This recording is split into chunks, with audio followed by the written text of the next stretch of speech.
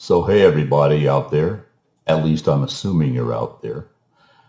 My name is Mike Pondsmith, and normally I start off any conversation like this by saying I'm the guy who killed your Cyberpunk character. But since I can't see you, I can't really tell whether you're out there and whether you're playing Cyberpunk. So we're just going to have to wing it. I'm honored to be this year's PAX keynote speaker. I haven't figured out why they called me to do this, but hey, it was a slow year. Speaking of years, I would like to say that even though I wrote a dystopian dark future about the world called Cyberpunk 2020, I am not going to take responsibility for what's going on right now. People, we're all on our own. Just stick together. So, one of the things that I was wondering about when I was approached about this honor is what I would say to everybody. I mean, there's a lot of topics, there's a lot of subjects, and my social media guy said, well, just kind of talk about your life, your career in the game industry, which I have to admit, I have a career in the game industry. It's not what I set out to do. The original plan was that I was going to become a special effects designer and build really big models of Star Destroyers. And somehow that got sidetracked. I haven't figured out why yet. But how did I end up doing this? I think that's actually a good topic because people ask me a lot of times, how the heck did you end up being a game designer? My mother asked that once, like, when are you going to get a real job? And I had to explain to her, I do have a real job. As far as I know, they pay me a reasonable amount of money. It must be a real job. And later when I actually taught game design, people would ask, how did you end up doing this? And again, I'd say, well, you kind of stumble into it because of the interest you have and the things that you come up with. So the best way to kind of describe this and how I got here and why I'm talking to all of you is to kind of go back through what passes for my career and how I got into it. So I didn't start out to be a gamer, and I didn't start out originally to be a game designer, although my mother reminded me a while back that I did actually design games in my spare time. And maybe one of these days I may even try to find and publish those rules. But I didn't do a lot of it. And part of that was you didn't really think about the idea that you could design a game. You didn't have game designers yet. You didn't have video games. All of that was way in the future, something science fiction. In fact, a lot of science fiction didn't really talk about it. So the question became kind of, how would I stumble into that? And the answer is dumb luck. I'll start with it. Most of my game design career is responsible to a guy named Greg Worth, an old friend who's passed on since. But Greg is the one who exposed me to the wild, wild world of nerddom, of all the cool, fun, off-the-grid kind of hobbies that we all share. Greg was an amazing repository of that. He knew the cool comics. He knew the really great music. He also knew gaming. And so he introduced me way the heck back to a group of people, E-Bang it was called. It was a naval wargaming group. And he said, come on, you're going to like this. So we went on down. We found a bunch of people who had little plastic ships on the floor. And we would figure out the distances and call up the numbers, and then we would claim to shoot at each other and blow up ships. Yeah, this was fun. I liked it. So a little later, Greg calls me up and he says, hey, come on down to my apartment. I've got something going. And he's got a friend who's out from the Great Lakes Naval Academy, the Merchant Marine Academy. And his friend has this game called Chainmail. And I'm going, Chainmail, okay, well, it can't be that far from blend little ships. And in it, you played an adventurer who went out and fought and did stuff in dungeons. And the next time this guy came by, he had a copy of Dungeons and Dragons. So there I am, and I play my first character. My character was a paladin, although the paladin role didn't really exist yet. And I went and waged war against orcs and things like that and ran around dungeons. And I really enjoyed it. My girlfriend at the time thought I was crazy, but I still would go over to Greg's. We'd have a really good time. The thing about role-playing is it is kind of addictive. You see other people doing it, and you start thinking, yeah, maybe they're having a good time. Maybe I should sneak on over there and see. There's a funny story that goes with that. So there we are in this apartment in Berkeley, and we're making noise late into the night, yelling and screaming, going, 10 hit dice. Oh, my God, natural one. Everybody yelling. And there's a knock on the door. Well, where we lived in Berkeley basically was kind of the strip area. And there were a lot of ladies of the evening who plied their trade near where we were. I mean, we were game people. We couldn't afford really cool places. And the knock on the door is from one of our neighbors. And she says, what are you guys yelling about? What's going on? I hear every night or so you guys doing something. And we go, well, we're playing this game. We start explaining to her about it, so forth like that. And she says, well, I'll tell you, after I'm done with what I got to do, make a living, maybe I'll try that. So she got involved, decided she would play a cleric. Now, I love the idea that a lady of the evening would end up playing essentially a nun. There was a certain sort of, I can take myself out of where I am and I can be somebody else. And that's really neat. That's what role-playing could give you, okay? So my weird hobby went on, and eventually, to make a long story short, I ended up going back to school at UC Davis. And as a student at UC Davis, again, this time trying to get a degree that I could actually use. It was going to be in design. My previous one was in psychology. You'll see how that all works out a little bit later in the story. Anyhow, so I started hanging out with another friend of mine that I'd gone to school with up at Davis. And he had just moved to a new house. And in the new house, it was one of those places in college where everybody comes from all over and they all pay their rent and they all have a room. And he said, you got to meet one of my roommates. She plays D&D. And I'm going, okay. And what I didn't know is that he was telling the roommate, yeah, you got to meet Mike. He plays D&D. So the roommate was Lisa. And we had met years ago, back when I was still a senior. I hadn't gone back to school yet. And we didn't hit it off real well. Actually, I met her when I walked into a room and she was dancing on top of a table with another person. And I ended up dating that person instead of Lisa. I'm not sure whether that made me any more lovable.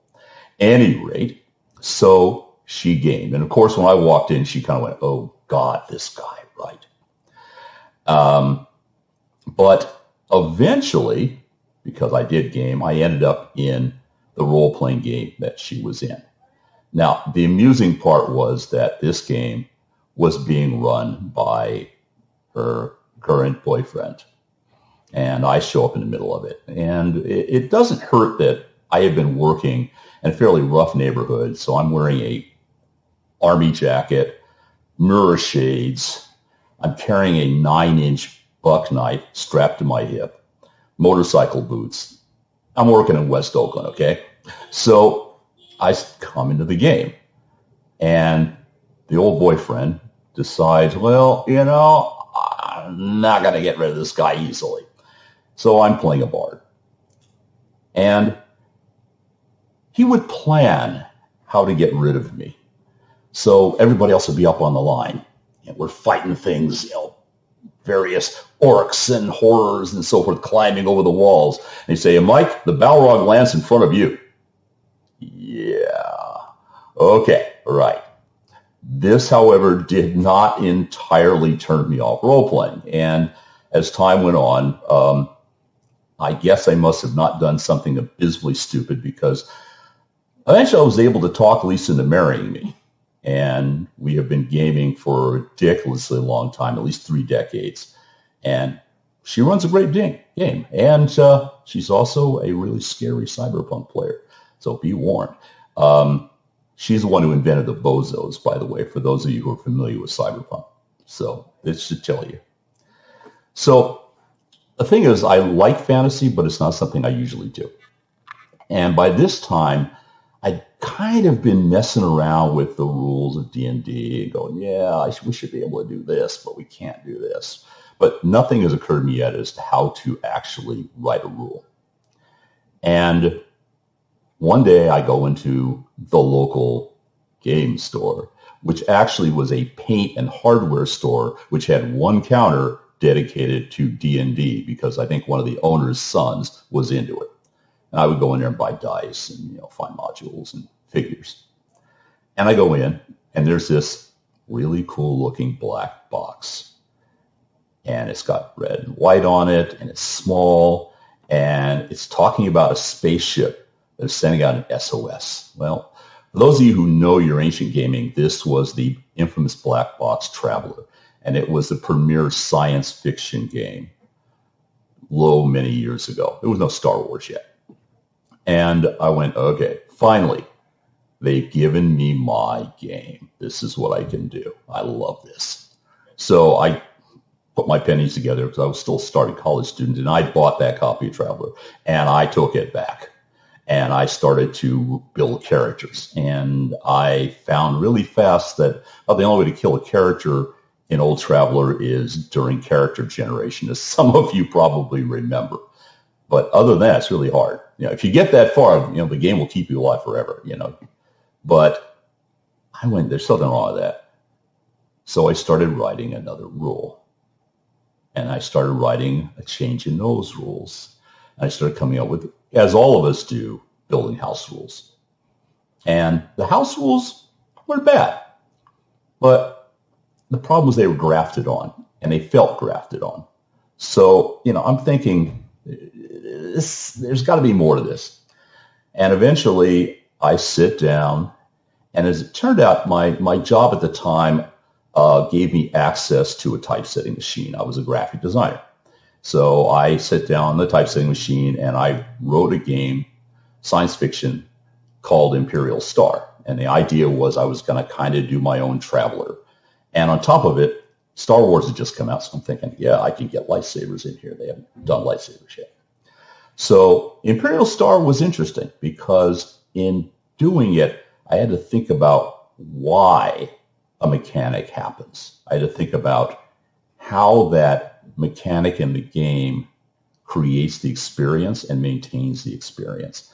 I had to think about the man behind the curtain.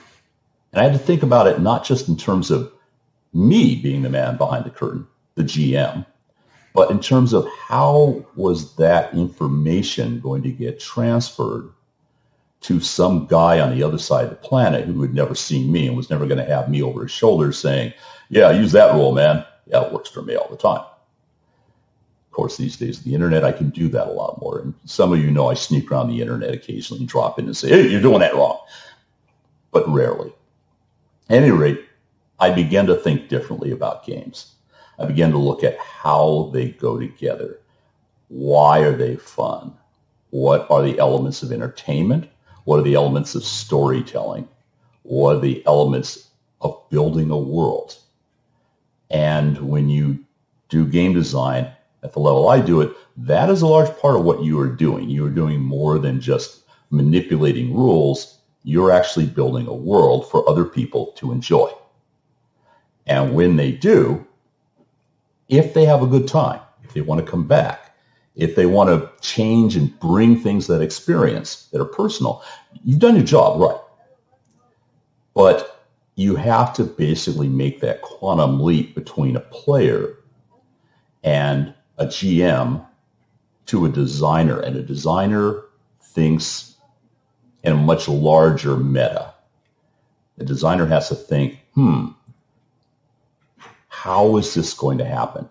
What rules can I put in place? What structures in this world can I build so that people will have the experience that you've offered them? You know, if I'm going to do a science fiction game, do I have to put lightsabers in? I should probably put blasters in. That's always science fiction. But do I need aliens? Do I need weird humans? What are the pieces that when people come to the table to say, I want to play science fiction, what am I going to give them? And how am I going to support that? Am I going to give them psionic powers, for example? If I do, how do I control that so that the person with psionic powers doesn't just overrun the whole game and make it no fun for anyone else at the party? So iStar was a learning experience. I had to figure out how to make these pieces work. In fact, many, many years later, I met my hero, Mark Miller, who wrote Traveler. And, you know, I came up to him and I was like, oh my gosh. But I said, you know, you're kind of to blame for me being a game designer because I started rewriting house rules based on First Traveler. And he laughed. He said, yeah, First Traveler, really hard to kill people, right? Here, I owe you. And he reached out and he pulled out a copy of a later edition of Traveler and he signed it. He autographed it. I my knees shook. You know, I was like, oh my God. And I realized two things at that point. One, yeah, Mark Miller is a really cool dude. But two, that every designer looks at something they did and they look at how could I have done that better? What was missing? How do I bring forward that style and that feel? How did I miss that? You know, I figure, for example, you know, when Mark is designing Original Traveler, he realizes it's kind of hard to live to get to this game. So I'll make it hard for you to die or harder for you to die. And that way I'll balance out the experience. But somebody like me is used to, you know, stormtroopers come in and a bunch of us have a chance of dying. So therefore that should be a wider chance. And after Star Wars, he had to go take a look at the experience being offered and see that there were things people wanted beyond that. The other interesting thing that I learned from this was that characters and people are not always the same thing, but that people invest a lot in those characters. They become parts of them that they don't ever let go. And because of that, you have to respect the process of building a character. You don't necessarily want them to be total Mary Sue, but you definitely want someone who's building a character to feel like they made something. And this is one of the cool things about role-playing was it's about a cohesive and shared experience. You as the GM, or further back in the meta, you as the designer working through the GM reaches out to the player and the player creates their side of the world, how they see it, what they do in it. And that is another amazing thing about how games work. Players bring things to the table as well as the GMs and the designer up the chain. Very important. The last thing I learned when I met Mark was game designers are friendly. People have asked me, do you have a problem getting into this business? I said, no, really not. People were really friendly when I started out. Now, you know, I assume they're probably still friendly. I know I'm always friendly when I meet somebody who wants to be a designer. But that's because I feel like I have to pass it on for all the people in the industry who are willing to put up with me asking dumb questions and give me really good advice. Yeah, I still am living down the time at the convention when I'm standing there and I'm watching Steve Jackson games, and I'm a huge Star Wars fan, right? And I'm watching Steve, and I say, Mr. Jackson, can I ask you a question? And he goes, yeah. And what's it like being a game designer? And without missing a beat, Steve, the only man in gaming who has a voice deeper than mine, says, it's a lot like being a science fiction writer, but you don't have the groupies. Well said, Steve. So, but that led to a long-term friendship, and it was only the beginning of a lot of different friendships. You will find if you are willing to put the work into it and try to make the best game you can make, if you're open to asking questions, if you're open to listening to advice, people will support you. You will find people in the industry who are right behind you, and they will tell you how to put a box game together. For example, years and years ago, the Hero Games guys told us how to run a business. They will tell you how to organize things for conventions or how to look for certain theory. Or Inspector, who ended up sitting next to us at one point during our first convention, and he told us how games get sold. And we went, oh, yeah, okay. So we didn't make those mistakes. People will support you. They'll back you up. They can be friendly. Now, it's not the same as video games. And I think that's partially because video games are a little more like Hollywood. The stakes are ridiculous. And there's a lot more of a problem with reaching and talking to fans directly. There's a wall there between you and the people who use your game. Many times the game doesn't even tell who made the game.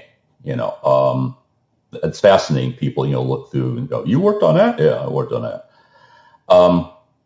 So I think there's a distance there. But I also think that some of that distance is the fact that I can still go build a pretty good game and maybe spend $10,000 at the most to get it printed. And when I did my first really large video game project, I went in and I said, so what are we budgeted for? And they said $20 million. And I went, I'm now responsible for figuring out what to do with $20 million. Oh, crud. So the stakes are higher. But be that as it may, even in video games, you're going to meet people, just a fewer number of them, who are willing to talk to you about how to do this mystical thing we call game design. One of the neat things is that shows like PAX, the tabletop, the video game, the board game, the card game, all those things all come together, which means when you're at a PAX, you have the opportunity to talk to a lot of people who do a lot of different types of games and are very good at it, and see if they'll tell you some stuff. Never be afraid to look at what other people are doing. It's how you learn. Walk around the floor of a convention and figure out what's happening there. What's your competition doing? But also, what are the people whose work you admire? What are they doing? I've been doing this for at least 3 decades now. And I still walk the floor looking at what's coming out, how they're doing it, how's it implemented, how toyetic, toy-like does it feel? Is it exciting? Are people gathered around looking at it? Are they trying to play it? And, there's this secret that is actually known by everybody in the business, which is at every night after we shut down dealer rooms and things like that, everybody skulks around everybody else's booth. They go, so I've got this new game here, and can I trade a copy of my new game for your game? And we go back and forth. And then by the last day of the con, people are trading furiously. I usually at a convention, I give all the crew in the convention several copies of whatever we're doing that's big. And they go out and they see what kind of deals they can put together and trade. And we come back. I swear to God, we ship as much back from a convention as we probably took out, particularly when we're doing Cyberpunk stuff.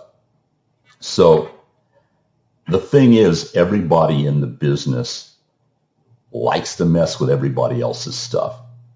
And they're all gamers too. And even though there's a business side of it, we do this because we really like it, because we love doing it. So spiraling back, how do I become a game designer? the first place you want to start is asking yourself, do I love this? Do I love games? Do I walk into a store and go, cool, new game, and want to play it? Do I have passion for this stuff? 2, you got to walk in there and you got to go, not just, wow, that looks really cool, I got to buy that. You got to look at it and go, I wonder how they did that. I knew my son, who's a game designer now, which I couldn't talk him out of it. But my son goes to game stores and conventions, and I watch him analyzing how the game works. And when he buys stuff, whether it's in a game store, whether it's online, whether it's at a convention, you can see him. He's taking it apart and he's looking at it. And it's funny, the two of us will buy opposite games and we'll be throwing questions back and forth back in the hotel room. Like, okay, so how do they resolve this? Okay, so they're using a stacked dice mechanic, and we'll go back and forth on that. But we'll also sometimes buy the same damn game individually. Like, I'll come back, I'll go, hey, I've got this now. Yeah, I have it too. And we'll both tear it apart to look at what makes it work. So you have to have that passion to figure out what's behind the game you really like. The third thing you have, to be honest, is guts. When I started, people said there's never going to be any new RPG companies. I mean, we've all got it wired, and D&D, Call of Cthulhu, Traveler, it's not going to happen. This shirt proves that that's not true, as does Vampire the Masquerade and half a dozen really, really amazing games out there that sprung up during the time when we were in the 80s and 90s. So you have to learn to say, yeah, I'm still going to do this. You may have to do another job, as in my case where I worked as a graphic designer. You may have to deal with your family and friends going, so are you really going to ever get a real job?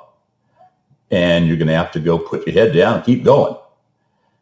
If you want it, you have to go get it.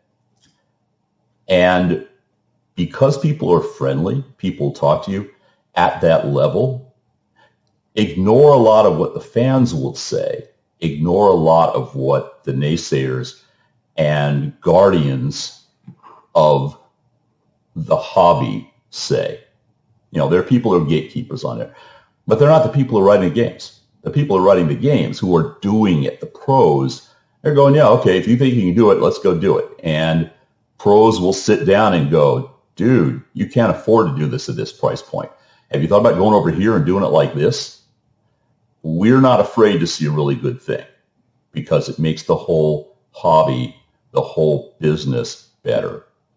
And the world we live in now, the fact that we can fill an enormous hall like PAX, following games and game-related stuff and clothing and everything else.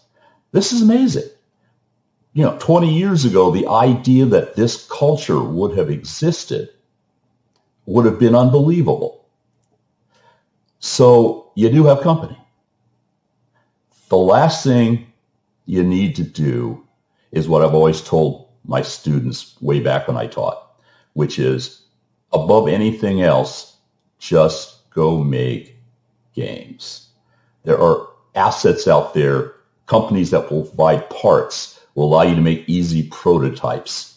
There are ways to get things into print. Over my shoulder, way the heck back there, we have our own printer at Talsorian. So when I want to find out how it's going to look and how it's going to work, I go out to that darn printer and I crank up all 20 feet of it and I make the game.